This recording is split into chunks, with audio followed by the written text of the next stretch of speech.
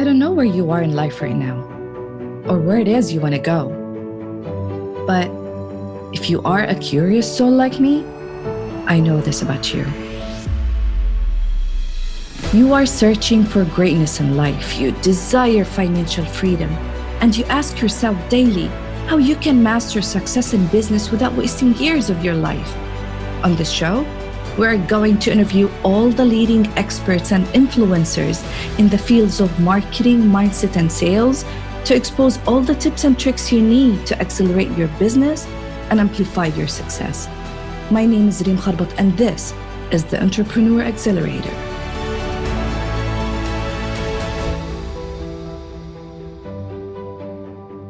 Hello, everyone, and welcome back to the Entrepreneur Accelerator podcast. This is Reem, and I'm super excited today to have my guest, Justin Goodbread. He's the owner of financiallysimple.com. He's a nationally recognized financial planner, financial educator, wealth manager, author, speaker, and an entrepreneur.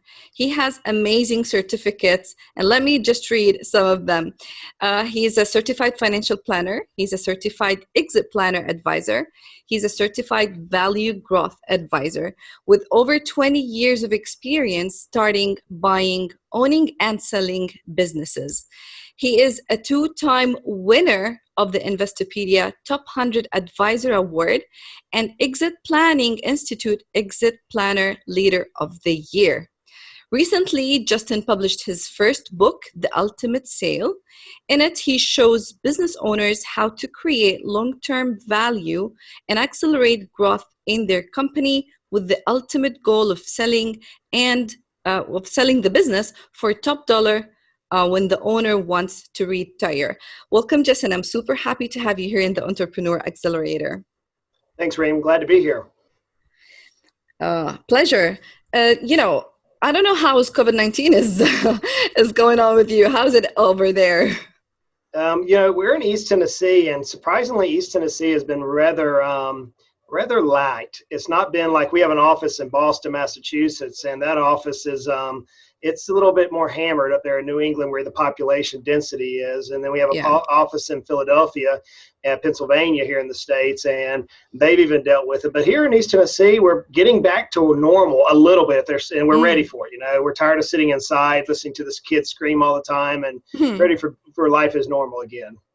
You're lucky, by the way. I've been in the lockdown for over 3 months now, and I think it's becoming like the new norm. I like it so far. I feel there are more business coming, to be honest, and it depends on how you perceive things. If you're having this growth and opportunity mindset, then I believe that you will be doing really, really well with your business. So, I've seen that you have an amazing certificate. By the way, I'm a CPA, and I know that you don't like CPAs.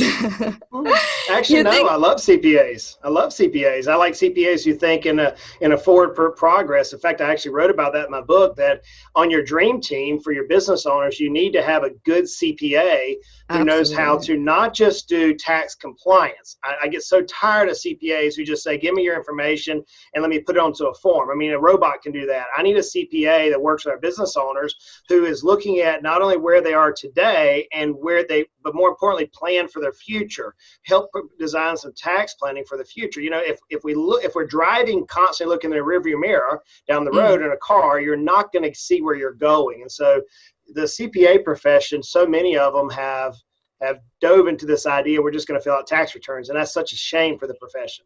So I love them. In fact, you need to have one. Absolutely. I just finished, before even jumping into the show, I just finished a live on my Facebook page, and I was talking about this exact thing. So I got the CPA professional certificate 20 years ago. And the main reason is that I wanted to come back and become a CFO, and I managed to become a CFO.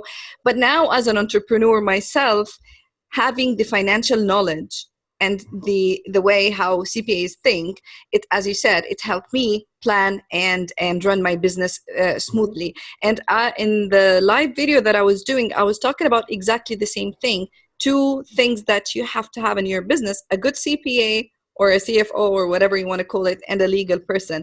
But most importantly, your certificates, honestly, like it's amazing. Think having financial planning, exit planning, value growth, like you're covering all the areas on how to take the small business from here to up there. I wish people can see us on the video, but you're taking businesses to basically start, scale, grow, and scale, and sell with high profit. Can you tell us a little bit about what you exactly do for those who don't understand this? Yeah, so we have to start off with a statistic which bothers me. In the United States, there are roughly 5.6 million small businesses who make less than $5 million a year in revenue, and they employ almost half of the population. So that's an amazing statistic. But out of those 5.6 million businesses that produce less than 5 million in revenue, about 80% of them will never sell. That means a business owner whose number one asset is their business. So we do, as a CPA, you would know this. If you look at their balance sheet or the net worth statements, their business is often the largest asset they have. Means that their largest asset as a business owner, they never actually have a liquidity event. They never move it from this machine that they're having to work at 80, 90 hours a weekend to actually having cash to be able to reach their retirement or watch their kids step into the business, et cetera. So I've already started and sold 3 businesses for a profit. I work with hundreds of business owners nationally. I know what it's like to go through the selling process. I currently own 3 businesses, and we'll probably start another one here soon because I love business. So I had this idea years ago. There's got to be a way where the world of finance can basically tell Wall Street to go jump in a river. We don't need Wall Street.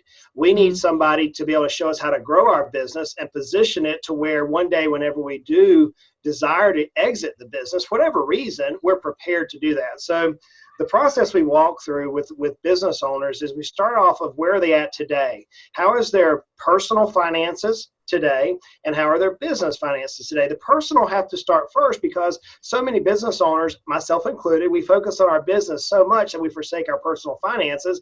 And now when we get out to that retirement age or that selling age, we need an unbelievable number to retire that had we been saving outside of our business the entire time, we would be so much better. So we start with our personal finances, knowing what our net worth is today, and we know where our goal is. And so if I know where I want to be, what I want to ultimately accomplish in life, if I want to sell my business or move it to my kids or move it to my employees, or maybe sell it to private equity or ESOP or whatever it is, whichever way I want to go, I then know what exactly I have to do. We call that a wealth gap or a value gap between where I'm at and where I need to be. And so once you know where you're at, your starting point, and you're close enough where you want to be, your ending point, then everything else is academic. It's a matter of then positioning the business to grow or to move to that point to where you're ultimately going to sell. So that's the process we walk hundreds of clients nationally through.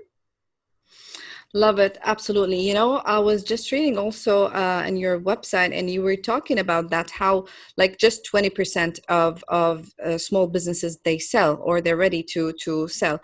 But most of the business owners also, or let's say people who have an idea, they think of their business as their baby, and they find it extremely difficult to sell or to hand it over to someone else.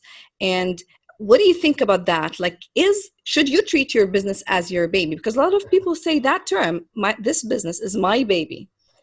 Yeah, so my second book is coming out, and it actually has that in the title, the baby title. I can't give it away because I'm not allowed to because of the publishers, but it has the baby in there. So when I was growing up, my dad told me one time, he said, son, my dad was an old country boy down in South Georgia here in the States. He said, son, you never tell a woman that their baby is ugly. You never do that. Be prepared to duck because they're going to smack and fire at you. You say their baby's ugly. And then lo and behold, my little girl came along who's beautiful today, and she looked like a wet rat when she was born. I was like, that's an ugly baby. And my wife ended up hitting me because I said the baby's ugly. So I didn't learn my lesson with my father. But you're right. We business owners, you know, we're the type of individuals who will work 80 hours a week for ourselves to keep from having to work 40 hours for somebody else. That's who we are. We have this passion that we're going to build something out of nothing, especially entrepreneurs, to solve a problem, reach a personal mile mark, whatever it may be, whatever this burning passion is. And it's so easy for us to identify ourselves as our business. In fact, that's one of the big challenges that whenever people go to sell, that they have a major psychological problem is their identity is their business. You say, well, what is it that you do? And if someone asks me that, I say, well, I love to hunt, fish, and garden. I play the piano. I play the saxophone. I have a family. We Yeah. like to go on the lake. I have a business. We had so it's not, hey, Justin Goodbread owns Financial Simple and 3 other businesses. That's not who I am. It's part of who I am. So many business owners, we get so emotionally involved in this machine we call our business, candidly because we're required to, that it becomes our identity. And so the dangers with that is that when it comes time to sell, you think your business is worth more than somebody else does. When the buyer comes in to buy it, they're going to poke holes all through it. They're going to bring every skeleton out of the closet, and you're going to be offended. Yeah. And you're probably going to end up walking away, as so many people do during that selling process, from the greatest possible buyer that you ever have. So I get it. I live it. It is my baby. Don't call it ugly, right? But it's the reality is at some point we're going to walk away from this business. And so the sooner we can identify ourselves as the person outside the business, he or she, then the better we'll be prepared for that actual sale. But let me tell you, again, there are people who say that I want this business, I'm creating this business to leave a legacy or to have it for my children, my grandchildren. Why do you think? Because the other day also I was discussing this with my friend. He's a financial advisor, and he was telling me that when he starts a business, he already has the exit plan ready. And most of the people or the entrepreneurs that I've met, they don't have this mentality in mind. They don't know that I have to start with an exit plan. How can I start with an exit plan? And I today, my friend, she was telling me she was writing a book like you, and she was saying that before you start writing a book, you need to know the ending of the book. So the whole mentality of exiting a business, most of the people, they don't have it. So you help people with their exit planning. How do you deal with that? So it's not that dissimilar from planning a vacation. Okay, so geographically, I live in East Tennessee, which is in the southeast of the United States. If I were going to travel across the states to, let's say to Washington State, which is in the northwest side of the state, then I typically are going to know where I'm going. I'm probably going to know if I'm going to drive, ride a train, swim through the Panama Canal, come around the West Coast to deal with all the sharks out there, fly above, whatever I'm going to do, I know how I'm going to get there. I typically know when I'm going to arrive there. I typically know what I'm going to do when I get to my destination on the vacation. That's not uncommon. So if we liken business to a destination or to a vacation, I know it's by no means vacation, it's a lot of hard work, but if we liken it to that idea, what happens is, Reem, is this.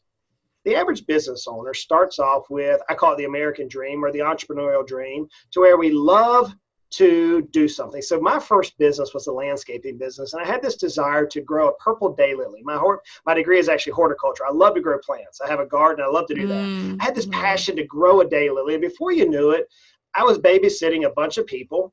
Before you knew it, I wasn't growing my daylily. I was making a lot of money, but I wasn't doing what I found myself ultimately want to do in business. And so many business owners, we start off with this trade or this skill set or this desire in a particular profession. And before you know it, we find out that we're really good at our profession, but we're not really good at business. So whenever someone identifies that, typically they'll say, hey, Justin, or someone on our team, they'll say, look, we have this business. It's worth X. We want it to be worth Y. And here's the reason. So it may be we want to pass it on to our kids. We want to move it to employees. We want to sell it to a venture capitalist. We'll move it to a hedge fund. Whatever the reason is, they have an idea in their head of what it is. It may be to create a legacy. I want to change a legacy. I want to be, name a company out there, the Chick-fil-A's of the world. I want to create Stuart Cathley or the Popeyes. I'm thinking of food right now because I'm getting hungry. Yeah. So we're thinking of all these different legacies, right? Whatever it is, you have to know where you're going. On Alice in Wonderland, it's an old cartoon animation from the, I guess, late 50s or whatever. The rabbit, Chester Rabbit, asked Alice, he said, where are you going? She said, I don't have a clue. And he said, well, in that case, any direction's fine. You'll reach your destination. Wow. And I just paraphrased that and butchered it severely, but that's what that little episode shows. So many business owners, what we're doing is we're running from fire to fire to fire all day long without putting a plan together saying, this year we're going to accomplish these 27 or these 9 items this year. Next year, we're going to accomplish these 9 items. What ultimately happens, Reem, is you got to have somebody, a coach, who comes alongside of you, who has an idea of where you're headed. It helps you identify what's that future look like. settle you down as a business owner long enough to let you think through your destiny, ultimately what you want to have accomplished. Whenever you can pause and say, you know what, instead of going to Washington State, I'd love to go to Saudi Arabia where Reem is. I'd love to go see the Middle East. I'd love to go to Dubai. I'd love to see those things. If you can pause yourself and figure out where you're headed, then like I said before, it's all academic. But you're going to have somebody that you know and you trust, who you respect their opinion, because whenever you start down this path of here's where I'm at and there's where I want to be, the path gets lonely very fast. When you're trying to manipulate change in your business for the point of selling, it becomes a very lonely proposition. And you're going to have, like so many other players in the world, whether it be an athlete or a business person, you're going to have a coach by your side that can encourage you, that can kick you in the tail sometimes and say, get off your butt, let's go. That's going to hold you on the straight and narrow. Now, whether that's an accountant, attorney, someone like in my world, whoever it may be, you're going to need somebody that you can hold accountable, that you have a mad respect for. So, Justin, do you work with small business owners like CEOs, for example, like solopreneurs, or do you work with individuals or with corporate? Who do you help exactly? Yeah, my favorite clients are those in the service industry. They're typically entrepreneurial doctors. They may have we have clients I'm meeting with in a few seconds. They have an auto repair shop. They fix cars. They provide a service to somebody, right? Yeah. Whether it's hands-on service and not knowledge service. They're not in retail. They're not selling a widget like a water bottle. They're not doing that. They're not manufacturing things, right? Like a manufacturing facility. That's not where we like to work. So we typically work with small business owners who have employees. They typically range between 5 to 50 employees. They're all across the United States. We haven't worked with anybody internationally at this point yet. Yeah. Not saying we won't, but we repatriated some business into the States from Moldova and various other places. But we like to work with small business owners, and they typically will be a single business owner or a partnership. It's hard to kind of wrangle a partnership that has 5 or 6 or 7 shareholders. That's a hard one to wrangle with that size business, because everybody has their own opinion and you can't ever get anything done. So I would say service industry, typically less than 50 employees, business owners here in the States that ultimately want to make a change. Maybe they don't want to sell right now. I think about my business, I'm positioning it for selling now, because good exit planning is just good business. And if I can position my business where it's attractive to somebody, then if somebody comes along today or tomorrow with an unsolicited offer, I may take it. I may be prepared because I've built my business. So we're looking for that long-term relationship with individuals to just show them how to double their net worth every 3 to 5 years. It can be done. It can be done if you do your business right, and build a long-term relationship so that we can help them accomplish their goals. Love it. By the way, I have a question. I was thinking about it so for example, if I want to start my business, I want to grow it, and I want to sell it, do I treat my business in a different way, just because I have that goal in mind by the end that I want to sell it? Do I do anything differently than just running my business to profit day to day and so on? Is there something that I do differently because I have in mind that I will sell it? Yes, absolutely, Reem. Great question. Love that question. I wish more people would ask me that question, but candidly. There's 2 types of businesses. You have one that's called a lifestyle business. That's what I term it. And that's where you're running your business day to day. You're getting your paycheck. You're making a lot of money out of the business. And sometime in the future, if it sells, it sells. If it doesn't, it doesn't. You're just enjoying life. It's a lifestyle business. That's a different process. And there's nothing wrong with that. But if you're like me and you want to build a business that not only can you have a decent income, but you can also build a legacy for your children or for your employees, for your team members, or maybe position it to sell, then you're going to run a different position. In the United States, we have this restaurant that now is globally called McDonald's. Okay, McDonald's, the Golden Arches. We all know about it globally. The McDonald's Corporation is amazing because it's able to teach 16-year-olds how to cook French fries without burning down the restaurant. True. I know if I let 12-year-olds try to cook French fries, oftentimes the hot grease are going to have a fire. McDonald's has built a system in such a way where globally young people can go in and cook the exact same French fries, whether it's in Knoxville, Tennessee, or Saudi Arabia, or Japan, wherever you may be, it's the exact same French fry because it's a system. So if we're building a business to sell, The most valuable business is one that is not dependent on the business owner. Because if the business is dependent on the business owner, let's say my top clients only work with me. I have to do the sales. I have to do the marketing. I have to do the payroll. If I'm the central, what I say, the epicenter of the business. So if I'm looking at the circle, if I'm right in the middle and everything's got to go by me, then I don't have a business. I have a glorified job that I just happen to have a lot of risk in. But if I have a business that I've developed and I've designed it to where I can go away for 3, 4, 5 weeks and the business grows during that time period, not stagnates, not maintains, but grows during that time period, now I have an asset. Now I have an asset that we can calculate ROI. Now I have an asset, return on investment for those who don't are familiar with that. Yeah. Now I have an asset that I can value as an investor would value. And then I can look at my strategic plan, my strategic investors, my alliance investors, my hedge funds, my employees, et cetera. And everybody could say, you know what, this business is not reliant upon the owner. So if you're going in a lifestyle business, there's a whole different process on how to get profitable, how to get efficient, et cetera, and create more capacity and more throughput.